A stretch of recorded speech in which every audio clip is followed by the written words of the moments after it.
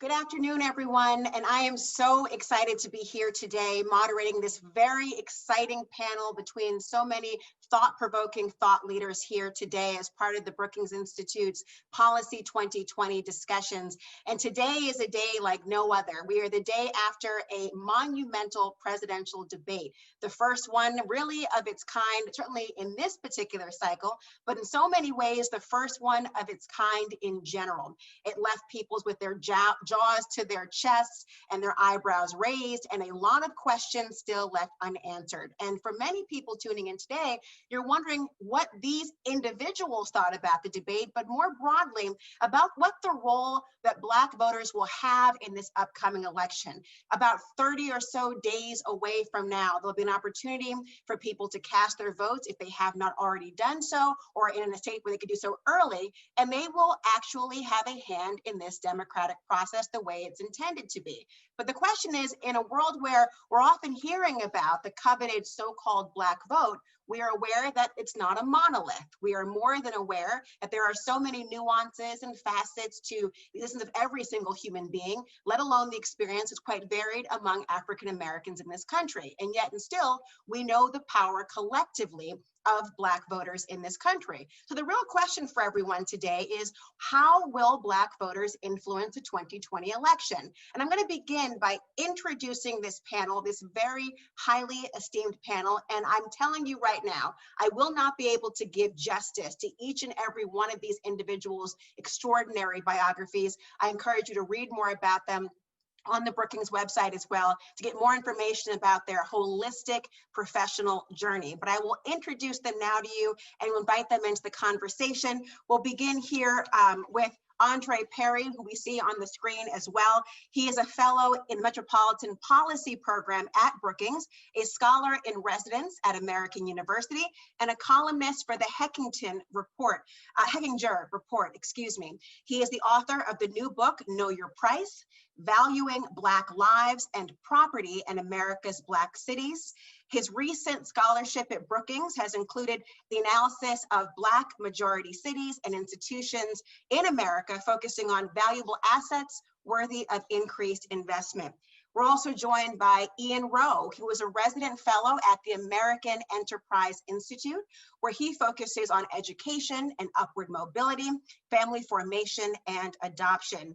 He is also the co-founder of Vertex Partnership Academies, a new network of character-based international baccalaureate high schools opening in the Bronx in 2022, the chairman of the board of Spence Chapin, a nonprofit adoption service, and also a senior visiting fellow at the Woodson Center and writer for the 1776 Unites campaign. Rashawn Ray, he is a David M. Rubenstein Fellow joining us here, and he is a professor of sociology and executive director for the Lab for Applied Social Science Research at the University of Maryland, College Park. He is one of the co-editors of Contexts magazine, Sociology for the Public. And last but not least, Cheryl Laird, who is an assistant professor of government and legal studies at Bowdoin College. And she has taught courses including race, ethnicity in politics, urban politics, women of color in politics, and public opinion and voting. A formidable lineup that we have here, and one that I am excited to hear from today. And I know you all are as well. A couple housekeeping reminders, if I can remind you, this is meant to be a shared platform. You will have an opportunity to weigh in. Many of you have already given questions in advance, but you'll have an opportunity to do so as well. Just join the conversation either by emailing events@brookings.edu or use Twitter and use the hashtag Policy2020. So without further ado, because I am waiting on bated breath to hear from each and every one of you, let me begin with the question on the tip of everyone's tongue right now, and that is, what did you make of this experience we all had last night that was called a presidential debate? What were your immediate takeaways before we launch into a discussion about how Black voters in general will influence the upcoming election? Let me begin with you, Cheryl, because you were the last to be introduced. I'd love to hear from you. What was your thought about what you experienced last night? It was an experience, I'll say that. You know, I think one of the things that became clear in this debate is that the president is struggling to make an argument about what he is doing and what he plans to do going forward with an economy that has been affected by COVID-19. And so his response to this has been one in which he has kind of decidedly gone about trying to not explicitly speak about the pandemic that we're dealing with, right? And so what does that mean? Well, that means then that now when you are being confronted with questions about the amount of people who have died because of COVID-19, the impact it's had on the economy, he seemed to be struggling. And so he was on the defensive significantly. I think he was dealing difficulties of trying to articulate exactly what he plans to do going forward. And I think Biden was able to, at least in the moments when you could hear him, put out, you know, where he is in his policy position and how he differentiates himself from the president. But a lot of it was just listening to the president go back and forth about where he thought people were saying things that were incorrect about him or wrong about him, but not necessarily putting forth clear directives on what he's going to do. And for something like this, where a debate is supposed to be really appealing to potentially undecided voters or people who are wanting to become more informed about the candidates, I am not sure that you became any more informed about the president from what was being said in this debate, except that he seemed to be quite upset. And that he seemed to be very defensive about what it is that he has done, and also not very clear about what he is going to do. Ian, what were your thoughts on the president's debate last night between himself and Vice President Joe Biden? Yeah, thank you, Laura, and thanks for the opportunity to participate in this great, hopefully true debate, because I think what we saw last night wasn't a debate. It's actually hard to describe what it was, but I agree with Cheryl in that it was seemingly more about grievance than it was laying out a vision for what the country would get if it's another 4 years for President Trump. And Joe Biden was trying to, and I think neither really had an opportunity to articulate for the entire country, but explicitly for Black people, what is it that we're going to get over the next 4 years? We know that this next presidency is a one-term presidency, right? Biden has already said that. And you know, in my old life, I was at MTV running our Choose or Lose campaign back in 2008. And I remember a quote that Barack Obama said on Super Tuesday, and he said, "Change will not come if we wait for some other person or some other time. We are the ones we've been waiting for. We are the change that we seek," end quote. And I've always found that empowering, because no group of people can be totally free if you place your destiny in the hands of others, especially if you think it was the others who are holding you down in the first place. And so I think that's really important, because after watching that debacle last night, not debate, no matter your politics, you know, in my view, last night was a disaster. And I think in the Black community, we have to think about, how do we hold whomever is elected accountable? And how do we control our destiny to make sure that they support the things that we believe can actually advance our community? Well, Rashawn, I'd love for you to weigh in on what you took from that debate last night. And of course, we do have a 3,000-pound elephant in the room of the president, rather than condemning white supremacy, issued a command, a directive of sort that sounds like stand back and stand by. What were your takeaways? Well, Laura, that's exactly right. It's so exciting to have you here at Brookings moderating this event and being here with the others. You know, I think one of your colleagues on CNN, Jake Tapper, said it best. He had the quote of the night for me. He said that the debate was a hot mess inside of a dumpster fire, inside of a train wreck. And that's literally how I think about the debate. I mean, it was devoid of policy. Chris Wallace, who is typically very good at being able to maintain a certain type of order, or at least be respected and garnered that particular deference. That did not happen last night. And then to your point, Trump literally sent not just a dog whistle, but a loud bullhorn, if you've heard me say on your show, to the Proud Boys, shouting loudly about stand by, right? We're gonna ride. Like, that's what I heard. It's like, it's time for my boys to ride if something happens. And I also think about the pause that happened before that. When Chris Wallace asked Trump directly, "Will you denounce white supremacy?" Trump paused. That was literally the only time during the debate where he seemed to be stumped for words. And it speaks to who we are dealing with in this moment. You know, I mean, you've heard me say this before, Laura. I love the Denny Green quote that people are who we thought they were. And Trump showed that last night in that moment where he had an opportunity to come out and denounce white supremacy. But instead, he literally called out the Proud Boys, who is very reminiscent of what happened a few years ago when other white supremacists came out from the South in particular, who were really saying, look, oh, Trump is our guy. He is the person who is going to help us get to the White House. And we see this type of dog whistle rhetoric and loud bullhorns from Trump once again.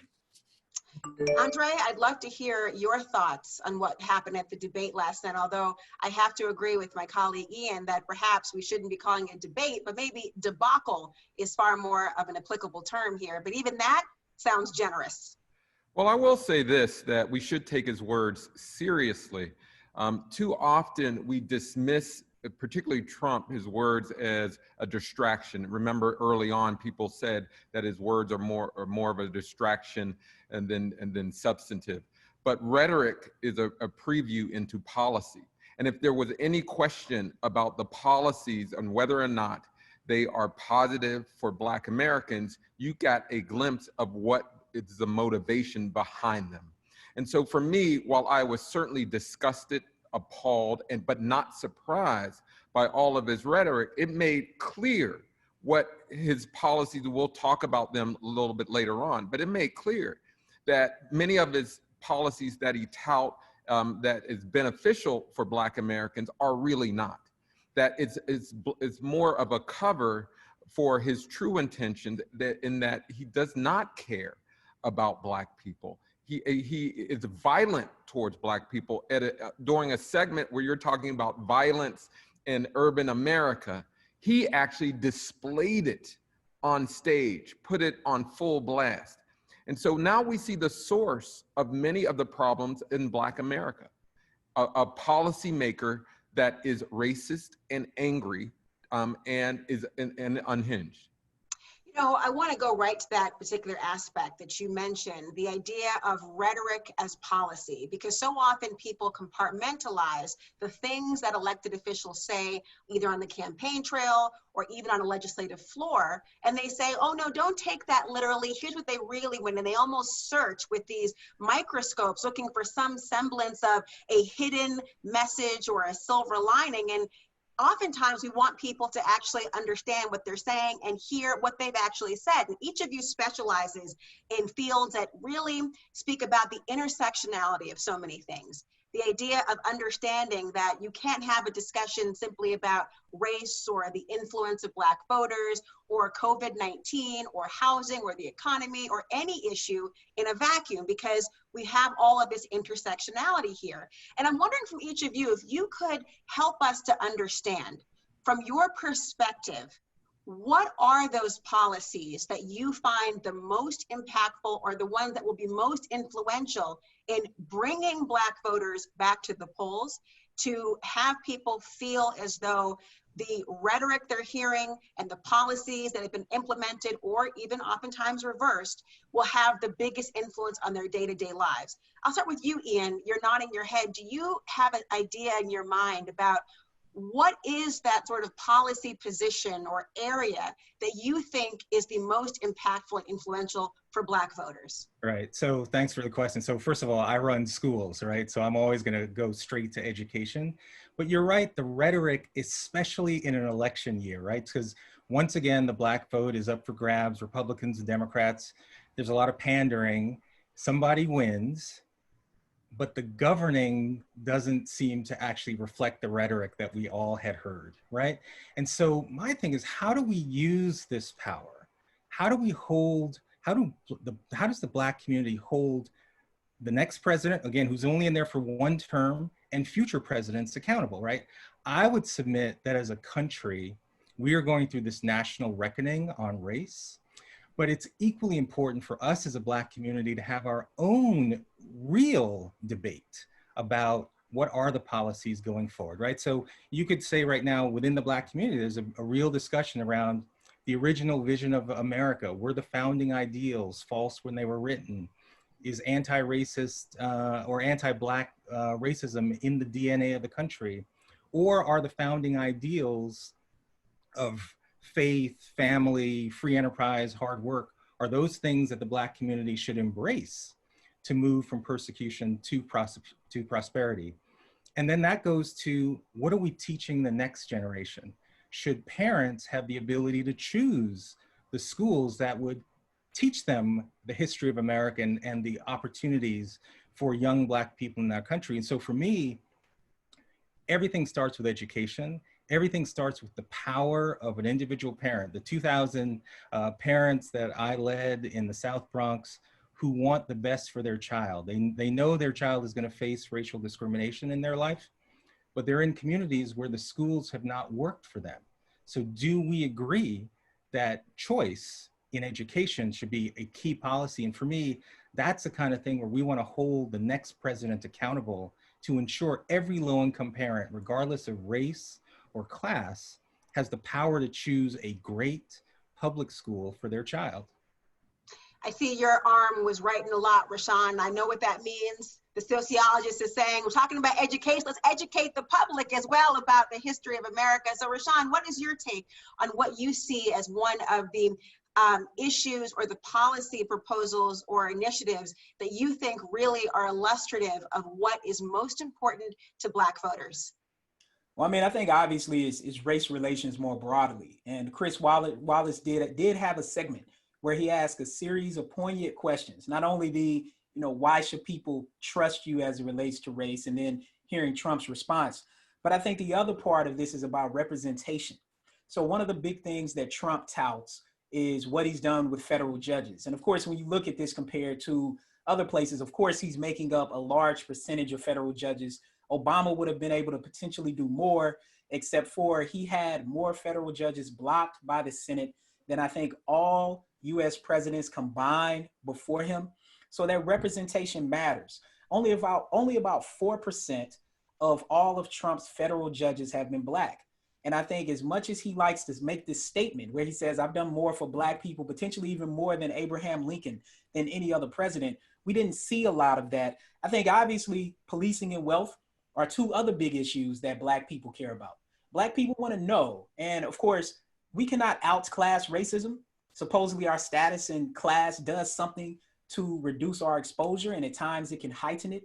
And what Black people expected to hear was support for Black Lives Matter. They expected to hear that, yes, there are racial disparities in policing, but there are things that we can do about it, and this is what I think. But instead, Biden doubled down on a bad apples narrative. Trump didn't even really bring that up at all. That was kind of when he just kept harkening on about law and order. But then when it comes to wealth, it's Black people knowing that some of the things that's happened, particularly during COVID, with the fact that we haven't been able to get PPP funding in the same way.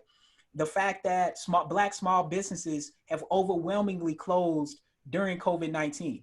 We expected to hear responses to those things about investments in our community. And instead we heard nothing about that. That honestly, on either side of the aisle, whether it be Republicans or Democrats, didn't do a good job of encouraging those Black people who are sitting on the sidelines right now, thinking about whether or not they want to vote. I mean, Rashawn, did you want them to have a debate about substantive issues? Is that what you're alluding to? I'm not sure what TV program or description you were reading, but I thought we were the UFC fight. We were in the octagon for some reason, but I'm glad you have expectations and hopes. That's wonderful. Andre, I saw you nodding along there. And of course, speaking about the ideas of wealth, I mean, you're somebody who has studied a great deal about the valuation of life, about wealth, about intergenerational wealth, about the ideas of the influence of the economy, particularly on Black Americans. What do you see as the critical issue that you would have liked them to focus on as opposed to what we saw? And going forward. Yeah, I'll name a few policies that I thought that Trump really revealed his intention since ACA, better known as Obamacare.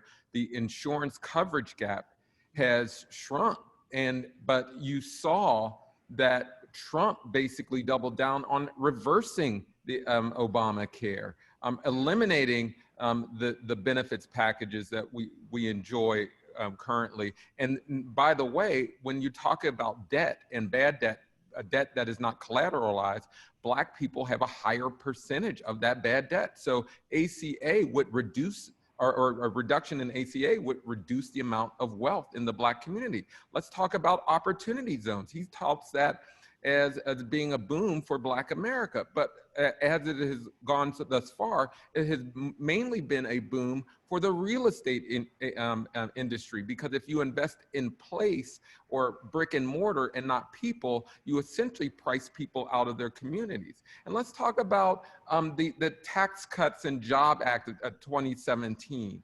According to the Center for Public Integrity, that law will actually increase taxes for American households making below $30,000. Now that's not inherently racist, but Black people are disproportionately poorer than everyone else. So that tax bill will actually hurt Black people in the long run. And on education, by the way, he talks a good game about choice and its benefits, but you really see his motivation behind choice in his Choice Neighborhoods program, basically saying we're going to protect suburban white folks from urban people coming in.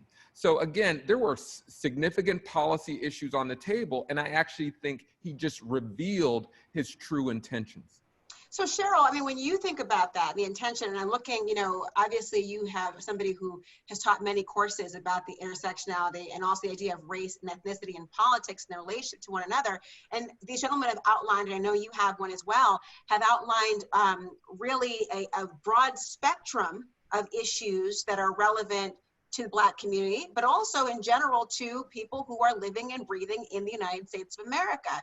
And yet race and its correlation to politics still oftentimes is an area that politicians don't get right. They don't know somehow how to either capitalize or implement the things that are needed. When you look at just the range of issues just mentioned today, briefly, what do you see as a critical component to having these things realized on the political stage? I mean, I think for it to be realized, one is for people to speak them at all, like out loud. Like they need to be able to discuss them and have very solid policy discussions around how they're going to address these issues. Because I think the COVID-19 issue is one that cannot be underestimated. Like all the issues that have been raised by Rayshawn and Ian and Andre all point back to what we are dealing with right now in the pandemic, right? A recent report that came out from the Robert Wood Johnson and NPR and Public Health did a survey just to ask households about what they're finding in terms of what's happening because of COVID. And they say that more than 60% of households with children in the United States report serious financial problems, including struggle with medical care and depletion of household savings and credit cards and debts. And that Black and Latino households with children bear the brunt of those hardships. And of Latino households, 86% said they're dealing with difficulties. 66% of Black households said that they're dealing with difficulties. So in addressing any of these things, a clear response to how the pandemic is going to be addressed, how they're going to deal with the inequality that is happening as a consequence of the pandemic, that is being exacerbated because of the pandemic. And so people have to be very comfortable to have these discussions and become very aware of how these are having different impacts to different communities. And I think the fear of being seen as racist, the fear of being seen as racially insensitive, the fear of stepping on the wrong thing or saying the wrong thing is going to make people more likely to avoid those conversations. But it is essential for us to actually be able to get any groundwork, because for the issue of education, for instance, I mean, you're dealing with it right now. I'm dealing with it. Like your children are at home. Like if you are a woman of color, this is particularly challenging at this moment. And no one is speaking to what impact that's having on the economics of households of color, where women are often the matriarchs in those households, carry the household in terms of the financial stability, and are now dealing with losses, promotional opportunities that will be lost, job opportunities that will be lost, homelessness, evictions. Like the stability of our economy is key, and people aren't really having that conversation. And I think that was exhibited in that debate as well, that it just wasn't on the table, but people are struggling, and it's a large amount of people. And I think there is a distance that is between right now the White House and the administration and their true depth of understanding of how important that is and how much that needs to be realized in these conversations, because it is our day-to-day impact. So on that notion, I mean, the idea of, and I want you to weigh in, Ian, on this as well, and all of you, in fact, is this idea of we know that in order to even get to statements like Black Lives Matter, livelihoods need to be considered. The idea of actual breath, respiration, the idea of being able to thrive, to have even a perspective trajectory. All of these things are a part of this question we're talking about, what's important for people. And so I'm wondering, well, given the climate that we're in right now, whether it be social justice or political or a combination of both, including, of course, the pandemic that has exacerbated and exploited existing vulnerabilities within our system, has highlighted all of the existing inequities that have been a part, frankly, of the American so-called dream for so long. Has any of this, will any of this have an impact on people's likelihood to turn out to vote? Because we can talk about changing things, we can talk about a policy being implemented, we can talk about a disconnect in Washington, D.C. with other parts of the country. However, if people are not inspired to vote or simply don't do it, then where are we? So do you see these issues, everyone, I'll start with you, Ian, as an opportunity for people, a galvanizing opportunity, or is this still not enough for people to understand the power of their vote? Right. I mean, it's hard to fathom how people could not think that their vote matters given the current context. I mean, just take one data point that I know many of us know. The average wealth of the average white family is approximately 10 times that of the average white family. I'm sorry, the average Black family, right? That is a massive difference. And neither candidate last night talked about how are we going to address that? What are the kinds of policies, investments that are going to change that situation? And so for me, in the absence of leadership coming from these two candidates, what's the role of we as a Black community to have our own internal debate? If that is not happening at that level, maybe the debate needs to happen and we need to inform the leadership of what are the ideas. So again, for example, for some people, they look at that gap and they say, it's so huge. It is evidence of the history of racial oppression in this country. And there's no other solution than reparations to descendants of Black slaves to solve that problem. Others take a look at that same data and say, well, actually, if you take into account things like family structure, then that relationship is reversed, where the average Black married two-parent household has nearly twice the wealth of the average white single-parent household. Okay, so that means there are factors outside of race that are within our control. And so what set of policies should go down that path? And for me, we as a Black community should take ownership of those issues, not get frustrated by the fact that these leaders, potential leaders, aren't talking about it. What is it that we believe?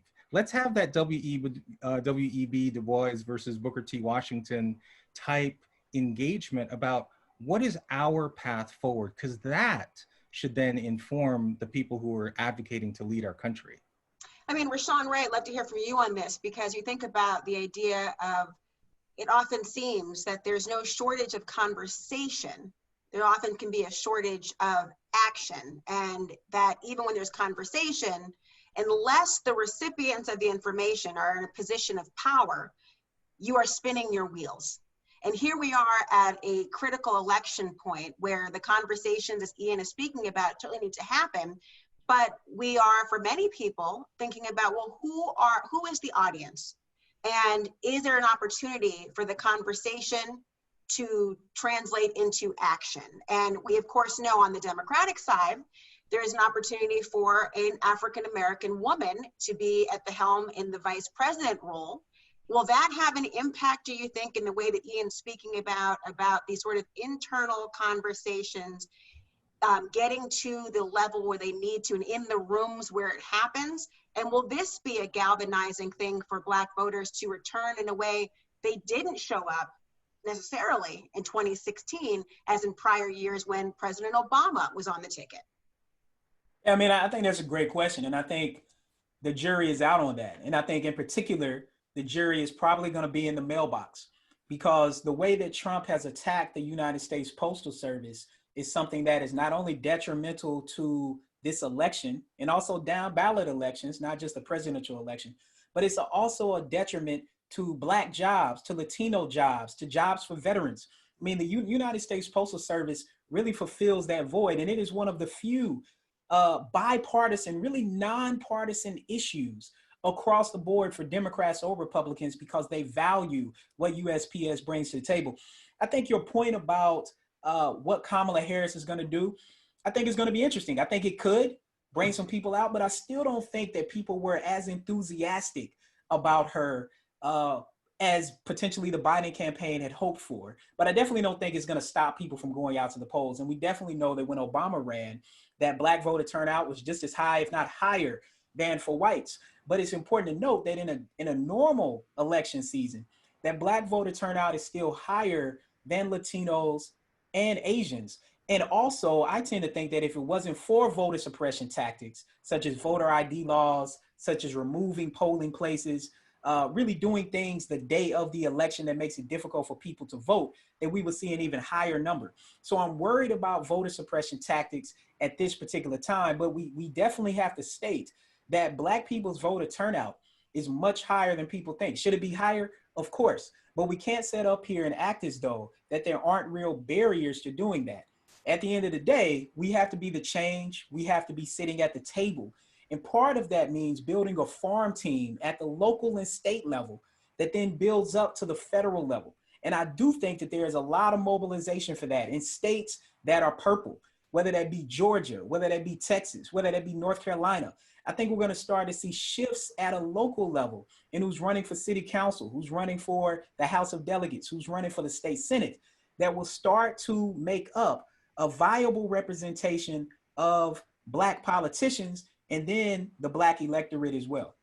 You know, Cheryl, I see you want to weigh in there. I'd love to hear from you. And I'm thinking when you were talking, Rashawn, one, I'd love for you to, Cheryl, to weigh in on whether you think that he's accurate about the level of excitement towards Senator Kamala Harris was not as high as the Biden campaign hoped and what impact that might have on voters. And also, I remember from the debate last night as one talking point, President Trump went after Joe Biden and President Obama by saying, look, you left me with all of these open judicial vacancies here. You just left them for me, 100 or more of them, without realizing, of course, that he didn't leave them open. For the last 2 years of President Obama's administration, he had a Republican Senate majority, and that blocked the confirmation process, as Rashawn talked about, for more than a higher number than the last 6 decades combined. And so you've got this idea now of saying, well, hold on, it's not that people aren't turning out to vote, perhaps, because there is some sloth involved or electoral fatigue. There are actually suppressive tactics that are being used, and with the gutting of Section 5 of the Voting Rights Act of 1965, the Department of Justice can no longer offer the pre-clearance that they need to provide to jurisdictions with a history of systemic oppression in their jurisdictions at the polls. So Cheryl, I'd love for you to weigh in on what Rashawn Ray had to say and generally about the idea of what it's going to take for people to be internally motivated to vote, but also to be able to actually perform the function of voting in spite of the suppression. Sure. And I mean, this is something that the Black community and other communities of color are up against all the time and have been historically, right? So in recent work that I had come out, a book called Steadfast Democrats, like we talk about this with partisan mobilization and particularly the partisan norm of democratic voting within the Black community, right? And that a lot of that is very much dependent on these social networks of communities, right? And so I think that that is one of the big areas for how mobilization would be effective, because we can't compare it to the Obama years, right? Obama in 2008 and 2012 are unique. They would be outliers. If you were analyzing this in the data set, you would basically chuck it out of the data because it would be drawing all of your numbers weird ways. And so it wouldn't make sense with your outcomes, right? So Obama's election is a very unique circumstance. So really we need to be comparing to 2016 and 2004. And what Biden's campaign is going to want to do is to try to at least exceed the numbers that Clinton received in 2016, but under no way, even with Harris on the ticket, should they ever be expecting that they would be able to get the 2008 and 2012 numbers because of the historic nature of what that was. However, they really need to lean heavily into the local social networks and the things going on the ground, because when you have basically eradication of a lot of the VRA with the pre-clearances, right, this makes it very susceptible for these suppressive tactics to be effective, right? That it's going to lead to people maybe being confused about election day, or people doing efforts to make polling places places very inaccessible, the lack of polling machines being easily long lines, right? But again, I think what's great for the Black community, and great in a sad way, is that we have been here before. So it is not as if there isn't an apparatus in place. I think, again, the pandemic presents a bigger challenge here, because typically the churches and the Black institutions and the Black spaces that would have been very important for serving as the thing that would help to deal with the mobilization problem, right? That would help to get people more excited with participating within the election, right, is lacking a lot. And people are under extreme stress, like very high levels of stress. And so how is that going to play out would rely on the campaign really investing in that. And I think in 2016, from the reporting that I heard, especially in some of the states that were key for the electoral college losses for Clinton, that is what Black communities were saying, is that they did not feel like the Clinton team had an apparatus on the ground that was really doing that work. And to the point of those conversations in the Black community about the politics, I would push back a little bit and say, I do think that they're happening. And, you know, Melissa Harris Perry has a book, Bibles, Barbershops, and BET, Everyday Talk and Black Political Thought. And in that, she writes about the everyday conversations in the Black community around what people want, right? And that those collectives really matter for understanding the diversity of the Black community, the ideological beliefs of the Black community, the various perspectives of how do we get an end to what we want, like what do we see happening and what does that manifest into? It may not always be coming from elite structures. And so I think people have to become much more comfortable listening it from a Cheryl, your screen paused for a second, and you paused for a second, Cheryl. We lost a little bit of what you said at the very end, but every moment that we were able to hear you is profoundly poignant, and I want to have Andre respond. Particularly, I saw you nodding your head in the idea of the existing apparatuses, the idea that we have a sense of political deja vu. Sad as it may be, we have been here before, where Black voters have been contemplating which candidate will provide them with the most opportunities for racial justice, the ideas of economic equality, the ideas of healthcare, of education, all of these issues, and not the least of which on the backdrop against a pandemic. You know, how is it, and how can politicians right now who are looking to hear from, to galvanize, who covet the so-called Black vote, how do they miss the conversations that we're all talking about are very pervasive? And how do they actually use the conversation to not only make the promises that are needed, but actually follow through?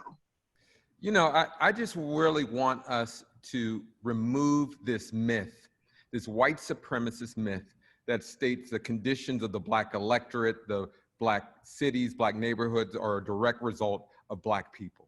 We saw on yesterday's stage the extent to which the Republican Party will suppress the Black vote. So we do have Black agendas. Every time I look up, there is a Black agenda, and it is diverse. We can talk about education and the splits in that. We can talk about healthcare. We can talk about maternal mortality and health and those issues. We have concrete policy solutions, and they are extinguished by people like Donald Trump. And so, but when we have these conversations, someone always says, well, we have to come together. I mean, that is not true. And we have the apparatuses, we have the political will, we have the motivation. We do not have politicians that value our lives. And that was on pure display last night, on both parties, more so on Donald Trump.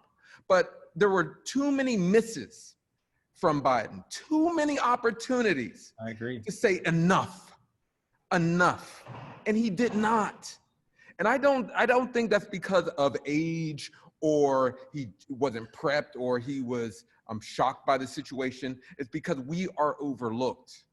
So I just really believe that we got to stop this myth that we don't have an agenda, we don't have conversations, we don't have structure. No, and just to point out, When John Bell Edwards in Louisiana was losing to a Trump-supported candidate, guess who got John Bell Edwards elected? Black women. When you talk about the special election in Alabama, guess who got Doug Jones elected? Black women. When you talk about the suppression in Georgia, you know Stacey Abrams should have won, and including Florida. This is not about us. And we need to stop this rhetoric because it's false. It is a lie, and we need to stop it. So Rashawn, what do we do? I mean, and obviously the idea of Black women being thought of last. I mean, you can think about the feminist versus the womanist movement. You can just look at a prime example of more than 195 days went by, 194 days went by before there was an announcement not to prosecute somebody for killing a Black woman, but we will prosecute for shooting at a wall, because the idea of the prospective loss of life is far greater than the actual loss of life in certain areas of our country. And when I think about this, Rashawn, and the idea that Andre is accurate, of course, and the idea that it's not for want of a plan. It's not for a coming together to figure out, gee, I wonder what we'd like out of this life. I wonder what it is, we should strive for. What is this American dream? People are thinking, we'll have to think about it on our own, and then we'll have a chance to come together. When it's about not having, I think I'm paraphrasing what Andre is saying, when it's about not having a receptive ear or audience, or people who want to patronize and condescend as opposed to implement and provide, well, what are voters to do? Because my concern is, a lot of people are listening, and my concern would be, does that realization that it's not me, it's you, undermine people's willingness to vote? I certainly hope it doesn't. I certainly hope it still creates an opportunity for people to turn out, because it still is very critical. What do you think, Rashawn? Yeah, I mean, I hope that it doesn't either. And this is why I think this might be an election where people can latch on to local candidates. I've heard more Black people across the country, and I've lived in all regions of the country, and I've heard people across the country talking about local candidates in a way that I have not heard them before. So this is one of those elections where we might see local contributes to the federal. People might come out for a local candidate and then end up voting for president, right? Because they're in the ballot box, or they have the ballot, and they're going to vote that way. Whereas previously, people would be voting for the president and then just go downstream and just unilaterally vote for Democrats or Republicans. Also thinking the presidency, at the end of the day, as diverse as the presidential candidates, well, on the Democratic side anyway, started, and all of us remember how the level of excitement about all the various candidates. And of course, Kamala Harris is part of the ticket, but talking about the two presidents, that oftentimes it's which candidate will be least racist instead of which candidate will provide the biggest path towards racial equity. And we still have that same fundamental question. Like last night, both candidates, and granted, I mean, Trump, to Andre's point, I mean, Trump was so outlandish with his rhetoric, and the rhetoric matters for what becomes policy. And we've seen that from Trump. For example, his executive order about bias trainings, which I do a lot of those. So I'm like, oh, okay. So now all the work that I've done with the Department of Homeland Security, and I've been telling people this, and Laura, we've even had this conversation, that was something that had already been in place before. And then just earlier this week, he sent a memo to government employees saying, these are things you should not do. There will be consequences for those. And then he had the nerve to call people who think about critical race theory, people who embrace racial equity with bias training, he called them racist last night, which means he was calling me a racist. I'm definitely not a racist. But one of those things is that was one of the things that he was doing. I think the other thing, and this is where Biden and Kamala Harris get into trouble, is because both of them have a very sketchy record with Black people on policing. And there are two big things, well, three. If we include healthcare, we include the economy, we include policing, that Black people, a lot of Black people and a lot of allies, white allies and what I call racial equity advocates, have been talking about defund the police. Trump and Biden last night once again said, that's a non-starter for me. That's a problem for a lot of people. Kamala Harris's record in California doesn't help with that. So one of the main issues that people have to Trump's point, I mean, Trump in this platinum plan, I mean, he just act like all black people just want to put on like a platinum chain and then everything's going to be all right with his $500 billion plan, despite the fact that black people have $1.2 trillion of spending power every single year. That doesn't equate. And black people are smart and know that. Black people are also diverse, but at the bottom line, what we care about is what everybody else cares about. That when our kids leave out to go to school or work or play with their friends, that they will come home to us safely. That when we go to work, that we will be given a fair wage for the work that we do. And unfortunately, neither candidate last night, partly because to Ian's point, it was just a debacle. And I expected that. I had my popcorn ready. But the point is that people who were coming to hear them for the first time, they did not hear anything that suggested that they should change what they are doing. But what I hope is that what's happening locally, and I think that this is going to happen, will get people out to the polls because they're understanding it's just not a one-trick pony at the federal level. I have to worry about my state legislature. I have to worry about my city council. I have to worry about my county council, and I can play a role, a direct role in that process. You know, your statement dovetails perfectly to a question that we have from the audience about particularly those voters who may be voting for the first time, or voters who are relatively young compared to the demographic range that politicians seek out among the electorate. And the question is from Tina Fletcher at UPenn, and I'd love for you to weigh in. Want you weigh in first, Ian? We want to hear from you as well. And that is, will young Black voters turn out this year, given their vital role in this year's various racial justice protests and rallies, for example, those around the killing of George Floyd or Breonna Taylor? I mean, Ian, you're somebody who is invested in education with young people in particular. What do you see as the way to motivate these younger voters? Will they be more motivated? Will we see the same level of interest that we saw all across this summer and the turnout to the polls as well? Yeah, I mean, when I was at MTV running Choose or Lose, the way to mobilize young voters is to engage young voters on the issues that they care about. And so, unfortunately, again, last night, we didn't see that, right, from either candidate. And my fear is that part of the reason that they aren't talking about these issues is that they take our vote for granted. They took the vote for young people for granted. They take the vote for Black people. Either I'm not going to get it or I'm going to get it.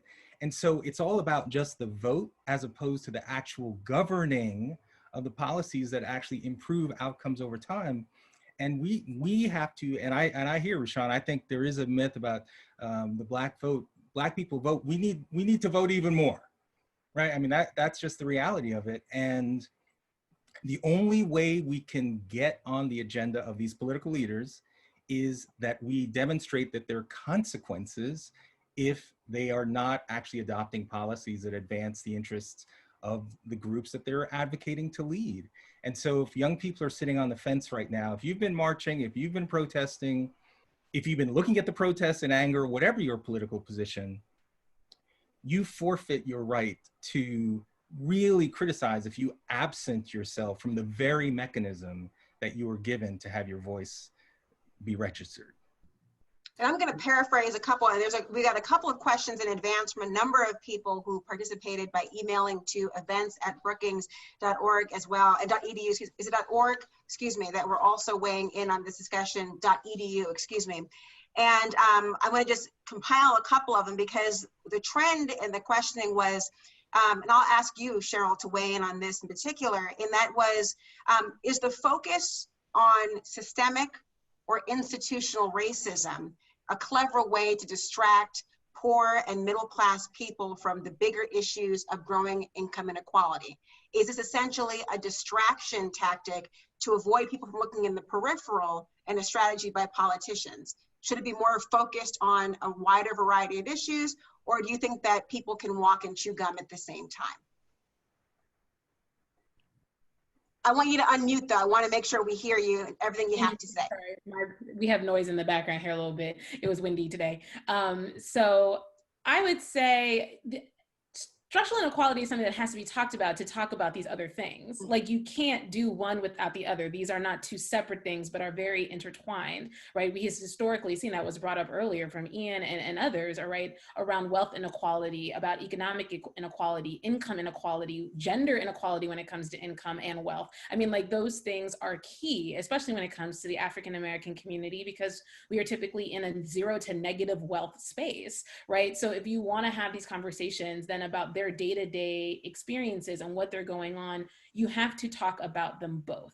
Like, you have to be able to walk and chew gum, because I don't think you can actually address these issues without recognizing the disproportional effects that it has on certain communities over others, and also what that impact has had, like, generationally, right? So the intergenerational factors of how this gets passed on from one person to another is something that would have to be understood for one to then be able to address the policies and go about trying to understand what needs to be done. And if that is not happening, right, then we can't really effectively be coming up with policies, right? This goes into people making decisions that are kind of universal policies. What we find with universal policies is that if they are not specific, if they do not take into account what's going on for certain communities, then they don't really do the work. The PPP is a perfect example. We put out a policy that says we're going to help business owners who are dealing with crises as a consequence of COVID-19, but then we do not think about how many businesses operated in communities of color do not have relationships with banks. Banks aren't even present in some of those neighborhoods. The startup money that was used to start up those businesses are often not coming through loans that are operated from banks or offered to these communities, and they aren't going to lend to them even through a federally sanctioned policy. So Black communities, Latino communities, and Asian communities did not receive that. So those are your mom and pop shops. And suddenly people who may be very middle class and stable economically are suddenly also now put into a status of being poor, are suddenly now put into a status of being low income and are struggling.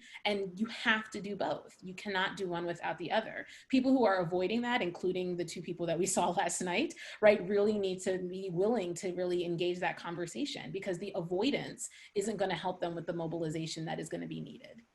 Our time is starting to wind up, but it's gone by so fast, but we have some time obviously to continue the conversation, but I want to give each of you an opportunity to sort of weigh in collectively on this final point. I'm going to conflate a couple of the other questions here, because the trend that people have sent out, and we do appreciate everyone being a part of this, and use the hashtag policy 2020 to have an ongoing conversation. And Brookings has a whole host of other programs that they've had in the past and prospectively going forward that address all these things. And we can use the time we have over the next 30 plus days to really prepare for the election, to be as informed. And remember that, of course, democracy is not just in the voting, it's in the counting as well. So you have to make sure that you are taking care of it from both ends. But the general theme of some of the questions here has been essentially creating a clear demarcation from the things that we should be demanding prior to the election, and then how to hold officials accountable after they have secured your vote. Is there a way for people to ensure the accountability and not just give away what can be the most coveted thing that people have every 4 years, which is their ability to check a box or go in and vote or fill out a ballot? How do you keep from giving that away and not divulging, giving over your power as well? How do you retain it and harness it effectively? I want to begin with you, let's see, Andre, and then I'd like to hear from all of you. Yeah, one of the phrases I can't stand hearing when people say it is, a protest is nice, but policy, we need policy. That really matters. Protest and policy go hand in hand. There is no civil rights law on the books that did not come with protests, and it should continue thereafter. Certainly, wealth decreases our ability to hold politicians accountable, because in the white community, they do that by passing the buck to somebody else. When you don't have that discretionary income, you're less likely to use those resources to do it. So protest is a viable way, and not just marching in the streets, but you see organizations like Color of Change using economic protests as a means to hold people accountable. That has to continue alongside voting. They are not different things. That in fact, voting is a form of protest. And so for me, yes, we need to push people in a direction to get them elected, but use those same tactics to hold them accountable when they're in office. Rashawn? Yeah, I mean, I agree. I think there are a series of things that happens after the election. I actually view elections like the pledge process. Like people who are part of Greek organizations always say, after you pledge, then the real work starts. I Right. think that's what happens. It's part of what we actually have to do is we have to sign petitions. Color of Change is a great place. We need to show up to city council, county council meetings. We need to go to our state house. We need to sit in on meetings, which are oftentimes open forums and public forums, even now virtually, for us to be able to participate in and have our voice heard. We need to call the offices of all of the people who we voted for. Honestly, even the people who we didn't vote for, but who won in our area, we need to hold them accountable as well, because our taxpayer money is putting them where they are. We also need to write to them. And oftentimes when you hear politicians make statements and they say, oh, I heard from my constituents, they're talking about the 10 to 20 people that called their office that day or showed up. They're not talking about a large number of people. So you have the opportunity to make a big difference. Last night, we didn't hear the sort of thing. And honestly, I mean, we didn't hear a whole lot. And I don't think a lot of us expected that. But moving forward, we should expect to hear the candidates be able to translate what's on paper, because we got to be real. Some of those documents they put together are well written. They didn't write them. Some of them, they don't even know what's in them. So when they get up and speak, there is a disconnect between what people have read and what is written. But we do need to pay attention to who the staffers are. Staffers also tell us a lot about the diversity of the staffers. We know from the Obama and Biden administration that they had more minorities and more women than any other administration that we had had before. That is significant. And so people have to realize that after your vote, that is when the person really, really earns your vote, and you have to hold them accountable. And there are structured ways to do that in the political process. Ian, I mean, I'm reminded of the idea that President Obama, when he made one of his first speeches, made the comment similar to what Rashawn was talking about of, for those of you who voted for me, thank you. For those of you who didn't, I'll get your vote and earn it next time. And so that's sort of the idea of that bookending. But what are your thoughts, Ian? Yeah, well, my thought, obviously protest and policy and voting is critical, and we have to hold people accountable. But one thing we also should encourage everyone, but especially in the Black community, that it's not all just about policy.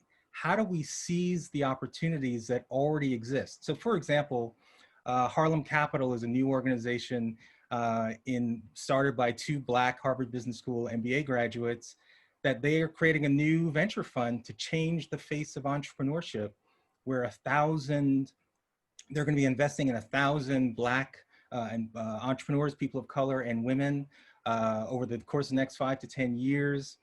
Reed Hastings, the CEO of Netflix, just moved 2% of the capital of Netflix cash, $100 million to Black-owned financial institutions. So that's going to hopefully stimulate a lot more investment, loans. And so I always want to encourage folks in the Black community, let's seize the opportunities. Yes, we need to hold policy makers accountable, absolutely. But we have within our own ability, self-betterment, self-renewal, by embracing the ideals, particularly around entrepreneurship and starting small businesses. There are opportunities out there. So let's have the policy discussion, but also let's seize the opportunities that exist for our community. Do the work and get to the polls, and we can have a very holistic, full circle approach to it. And it only seems fitting that we will end this by going full circle. Cheryl, you began the conversation. Why don't you end with the final thoughts of what you see as a way to have accountability at the front and the back end in politics, to sort of have that holistic approach to being a part of a republic? Yeah, so first I would say, I think Black people have actually mastered a lot of the art of holding elected officials accountable. And I say that because particularly when we look at, for instance, the Democratic partisanship of the Black community, that is a strategic decision that Black people are making with putting their collective weight behind a Democratic candidate in the federal election. It is one that people kind of have thought about and thought that was just this thing that Black people do. They don't really understand it. Black people just do that. But in doing this, they have been able to have leverage in a system that typically doesn't allow for the minority to have much say, right? So now you have people, they have to have a conversation about race last night. Like, even though it was a problematic conversation, for it to even be on the table, for us to have seen in the primaries discussions around reparations, for us to have to be talking about Black Lives Matter and Breonna Taylor, right? To have these discussions around George Floyd, like, that is a signal in my mind that Black people are holding elected officials accountable. Now, does that mean that that will manifest immediately into what we want? Not necessarily, but I think that that strategy has been one that has led to things in terms of opportunities to be in elected office, individuals being able to have seats at the table, to be able to shape policy in ways that historically we've often been denied. So I don't want to diminish that, because I think it is something that has been important and vital for African Americans to have a full voice in citizenship within the participation within this nation in the Republic.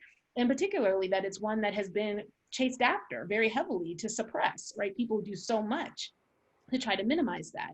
I think other ways where we hold people accountable is through things like demand protest strategy, as well as, we have the midterms that come up, right? It's not going to be easy as an executive to be able to put forth policy, even if Donald Trump was to be reelected coming in a second term. If he loses the Senate and the House, right, with the House already being Democratic, and if he loses the Senate, then that is a situation where now he is in a divided government, and his ability for him to be able to put forth policy becomes, again, a problem, right? So the midterm serves as another space where we can have influence, let alone participating in protests, also contacting elected officials, and also running yourself. I love the big upset that happened in Missouri, right, that went on there, where we saw a more progressive candidate be able to come in, and Bush, and Cori Bush is really going to be a person that is speaking to the issues that are going on, the Ferguson protesters, and a long time Black political family, right, saw themselves no longer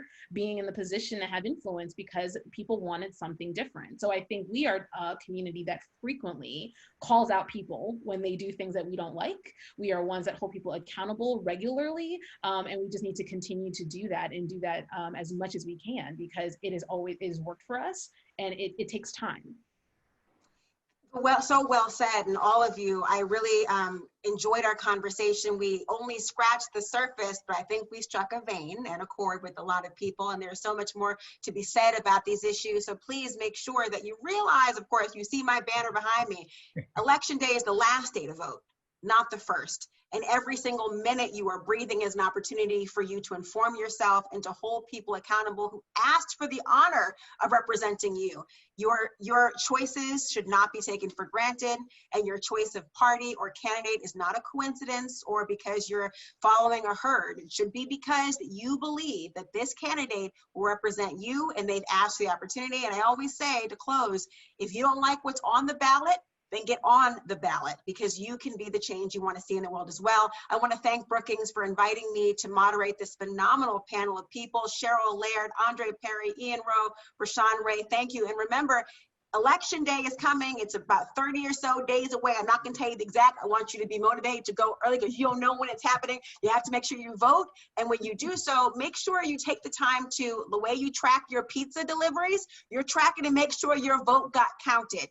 If it has not been counted for some reason, if there's some hurdle in your path, don't be the person that suppresses your own vote. Take the time right now to understand what you need to do and formulate a plan. Thank you to all of you for being a part of this and joining the discussion. Please remember to follow the hashtag Policy2020. Look for Brookings to have more phenomenal programming. And of course, follow each of them on Twitter to make sure you never miss one of their wonderful discussions and dialogues and conversations. It's an opportunity to stay informed. So thank you. Thank you for having me. Thanks for watching. Be sure to like and subscribe for more videos from Brookings.